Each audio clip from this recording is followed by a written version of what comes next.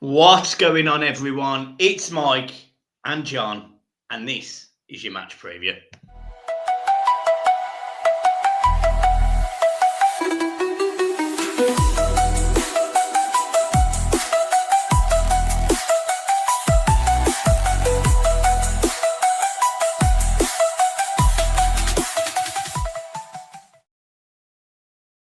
Boom!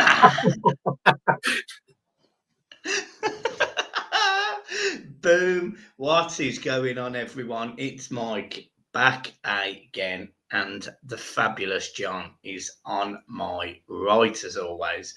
John, it's another magical game here at Goodison Park. It's not quite under the lights. It's a Sunday 2 o'clock kickoff against a team that we've won once in the last 24 appearances. Are you looking forward to it? We're like Ant and Dec, me and you, aren't we? But always look the same. I'm always on your right, and the FOD is always on the left. It's absolutely brilliant.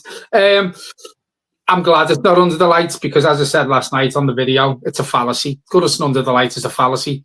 We'll probably do better in broad daylight. Tough game. Tottenham is a tough game. Make no bones about it. Got some stats before we come on here. This is the last 10 games comparing Everton to Tottenham. So in the last 10 games, Tottenham have scored 21 goals in 10 games. Everton have scored 5. Splendid. Tottenham have conceded 15. We've conceded 9. So the whole top and bottom of that is Everton need to start scoring goals. And we all know that anyway. But when I looked at them stats and I looked at the records for the both teams, actually didn't think it'd be that much of a gap. You know, Tottenham, you don't know what you get with Tottenham Hotspur. We've seen it this season. Ange is under pressure to change the way he plays and to be a bit more tight instead of going gung-ho. But he's got his philosophy, Postecoglou. He has got his philosophy. He's not going to change for anyone. I just wish we could score that many goals, and we don't. You know, we're scoring a goal every other game. They're scoring 2 a game. So it's a massive, massive difference. Defensively, I think we'll be all right.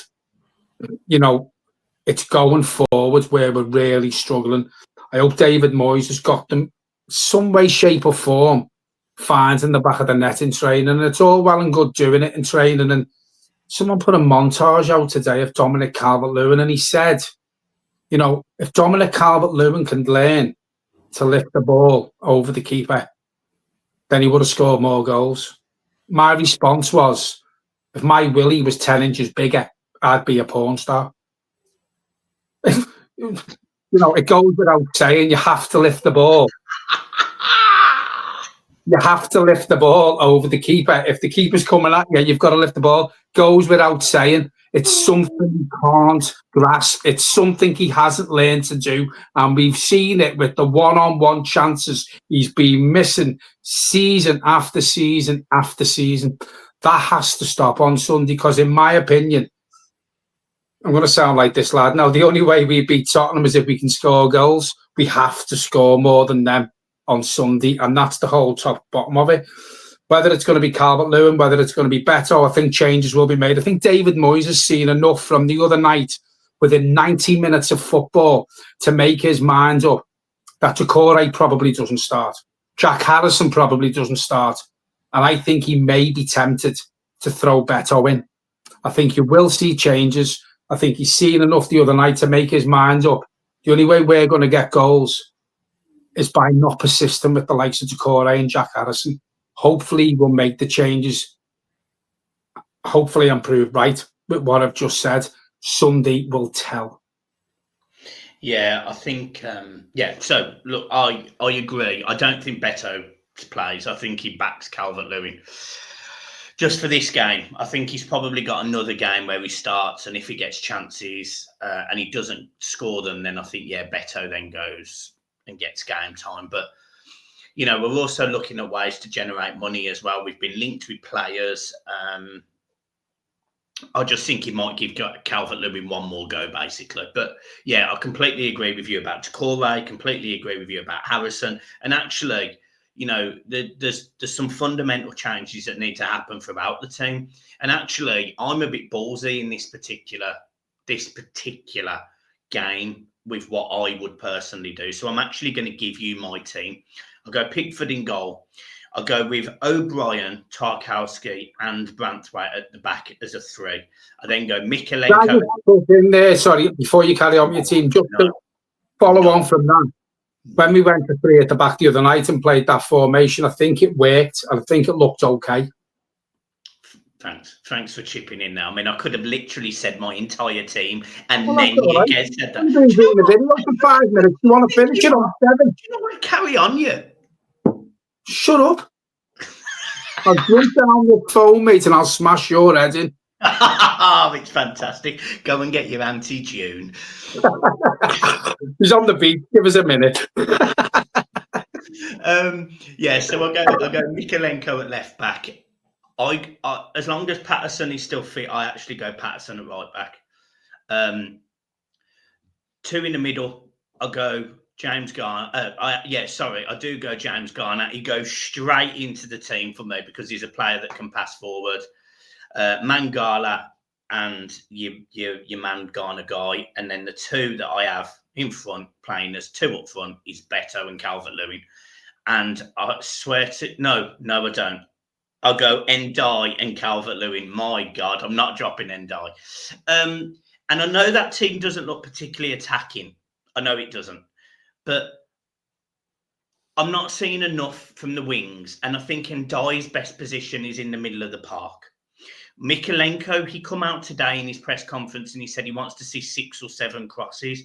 So I think it's really important that if Lewin doesn't win the headers and Ndai's there on the edge of the box, his trickery to go and get a goal. And at 60 minutes, if Calvert-Lewin isn't winning his headers, you then bring Beto on, who's a bit of a bulldozer, and you keep Ndai in that position, and you ask Mangala and James Garner to push forward a little bit because they're capable of doing it. James Garner's got a goal in him. We've seen a couple. And I know people will say, oh, that might be a bit defensive, that might, playing 3 at the back and wing backs and not really having that sort of box-to-box midfielder. And I know I'm asking a lot of James Garner, but I do think James Garner is a box-to-box midfielder, and I do think he can shoot, and I do think he can pass the ball through the channels, and I do think Calvert-Lewin can run onto that. I do think Calvert-Lewin will miss a one-on-one, and I do think Calvert-Lewin will be substituted at 60 minutes without scoring a goal, meaning it's only 1 goal in 18 games or whatever it worked out to. But I do think he starts him. So that's my team. That's my team. And if you need me to go through it again, John, because I said Beto instead of Ndai, I'm more than happy to do that for your little ears. I think everyone's heard enough of your voice for the last 2 minutes, so we'll just leave it there. I agree with you.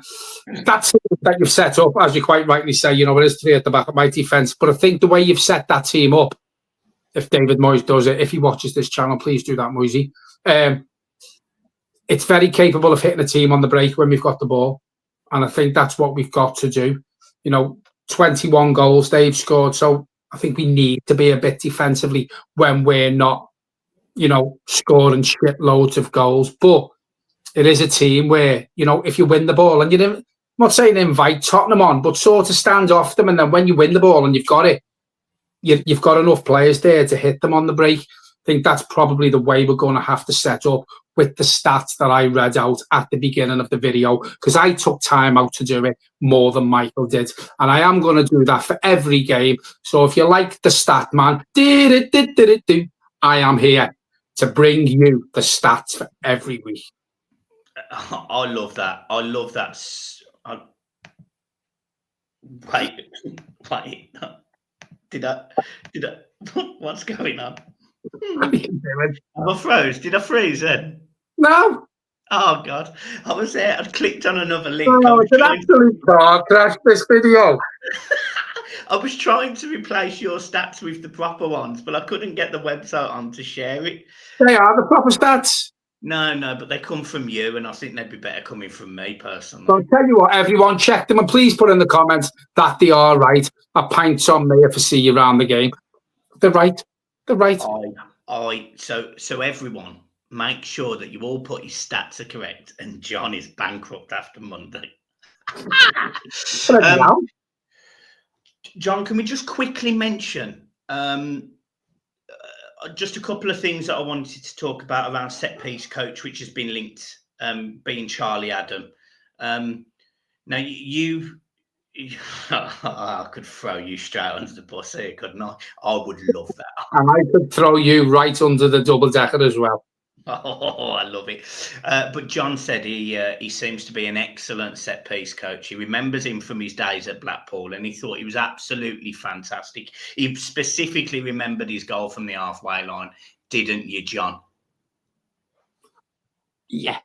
But all jokes aside, look, I know that he played for Liverpool. I get that. But this is somebody that, I do remember him being a good set piece specialist. I do remember him being able to swing the ball in. I remember him having a bit of quality about him. And if he is somebody that can come up with some strategies and ideas around set pieces, that would be useful. We saw what Arsenal do. Arsenal have got this set piece strategy. Liverpool have this set piece strategy. We seem to under Dyche, but clearly Moyes is not feeling it, and clearly people are seeing what we've done now and sort of counteract it. So are you keen to bring in a set-piece coach? Well, I think it's the way forward.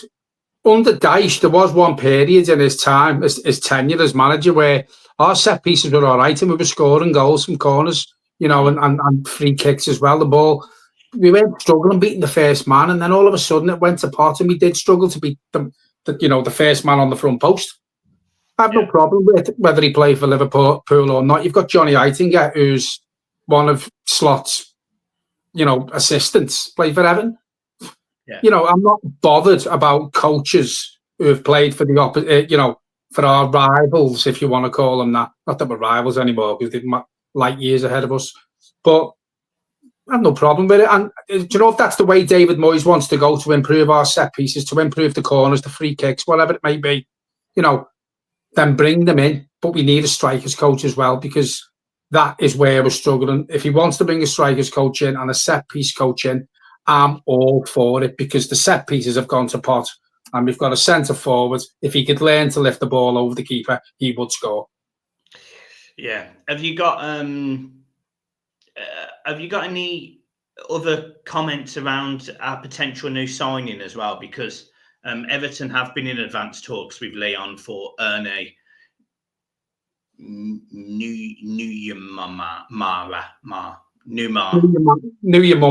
Just call I'm going with Ernie. Took from you.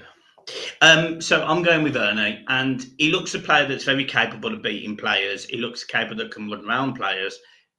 Just has very little output by the looks of it. Does that worry you? There's mixed reports on this. You've got Fabrice, Hawkins. I was going to say Watkins, was close enough. Who said, Everton had agreed a deal with Leon, and it was just down to the player now to sort that side out of it. Someone we know who wears a hat says it's a bit, what do you call it? Basically, what he's saying is it's not as far as advanced as what certain people are making out. David Moyes come out in his press conference today, say he is a player that's being looked at, but if there's a fee that's being agreed, then it's not to his knowledge. So I think it is certain media outlets and reporters reporting it more than advanced than what it is. For me, 20 million quid. You said you've watched videos on him, he didn't look very good. People in the comments said, well, you've watched the wrong videos. Whether you've watched the video or not, the stats are there in black and white and plain to see. In 11 games, he hasn't had one assist or one goal. He may be better than Jack Harrison, he may be better than Jesper Lindstrom, but for £20 million, put that towards what other money we've got and go and get a striker who can score goals. I've always been quite good with my opinions on certain players, and you've always said that to me. I've always had an eye for a player, and you've disagreed with me in the past, and then you have said that, but yeah, you were right, or 6 months ago I wouldn't have seen what you see and blah blah, but I do now. Yeah. From what I've seen with Ernie, I think he's very raw. Leon fans in the comments last night when Fabrice Hawkins reported it basically was saying thank God because he's absolute dog. Fans weren't bothered about him leaving their club to come to Everton. I'm yet to be convinced of whether this will be worthy of £20 million when Everton have still got to be careful on what they spend. Yeah. And for me, yes, we do need a right winger. We do need midfielders. We do need a number 10. But I'll reiterate what I said the other night. We need a striker. We need someone who can score goals. You look, we've said about Dominic Calvert-Lewin can be isolated. We had chances the other night. Chances were created the other night for Dominic Calvert-Lewin. It's just that, unfortunately, another day at the office for Calvert-Lewin was he missed them chances again. So the midfield the other night did create chances against a good Aston Villa team. A decent centre-forward the other night probably finishes 2 of them chances. So for me, it's a striker all day before we bring someone who's unproven, stats like that, hit and miss on the YouTube videos. Everyone can look good on YouTube. And then you've got the Leon fan saying he won't be any big loss. So I'm sceptical. Yeah, I'm the same. I watched the video today and he looked brilliant. But there isn't a goal in him. There's no goal. But the thing is, Michael, you probably watched the video I watched, and he'll beat a man all well and good, and he'll get to the touchline, the byline, but then the video goes off. You see him with a chance on goal, the video goes off. So if he scored then, the video wouldn't have stopped. To be honest, I watched this video and the first thing I saw was him run through about 3 players, go to kick it to the left-hand side, and he kicks it out of play. And then the video cut off. Yeah, well, there was several bits of rubbish. Yeah, and this is what I'm saying. Yeah, people are saying you've watched the wrong videos, but people need to watch the videos right through. And 9 out of 10 it cuts off before he actually does anything with that pace and beating a man. Yeah, I mean, look, if he turns into a good player, fine. I'm fine with it, but it's bold. It's bold. Last thing, just quickly, the charges PSR 2022-2023 for our fantastic new stadium have been dropped. We all expected it, to be honest. My frustration is, how much has that cost in legal fees, money to the club, money by the Premier League? What a waste. It has been a waste, mate. And, that was one thing that was hanging out over our heads. And we've been saying on here for 6 months now that, there could have been a possible another 2-point deduction because of stadium costs. And, the Premier League were looking into, as Everton paid the right interest on the loans that they had. And it was everything around that. And if they tried to hide that, everything's been dropped. It's a clean slate for Everton Football Club now. Can't go and spend willy-nilly in January. We can't. Summer, I think we can really, really give it a good go in the transfer market. Doesn't mean to say we can spend like one of our kids is in a toy shop in January, but it's nice to know now that we haven't got any more points deductions hanging over our head because we can't afford them this season. We've just got to be a Premier League team. John, back to the Spurs game. Obviously, they've got Son, Solanke, Kusanevsky, the midfield. They've got goals. We know that. What's the score prediction? Going to be bold. I'm going to go 2-1 Everton. Cool. I'm going to go 1-1. I think it's a game that will be a challenge. I think it's a game that Spurs will be up for because they'll know that I just removed you and then you brought you back. Come on, make it. Love that. Bye-bye. Brilliant. Yeah, so I think it's just a game that, we can't score goals. They'll definitely score. We'll score 1 maybe because it's the percentage ratios. We didn't score last match. We didn't score the match before. So we're due in this game. So it's going to be 1-1 and Beto is going to get the goal. Brilliant. Cheers, everyone. Hope you've enjoyed the preview. We have. Oh, loved it. Right, anyway, see you soon, guys. Up the toffees. Peace.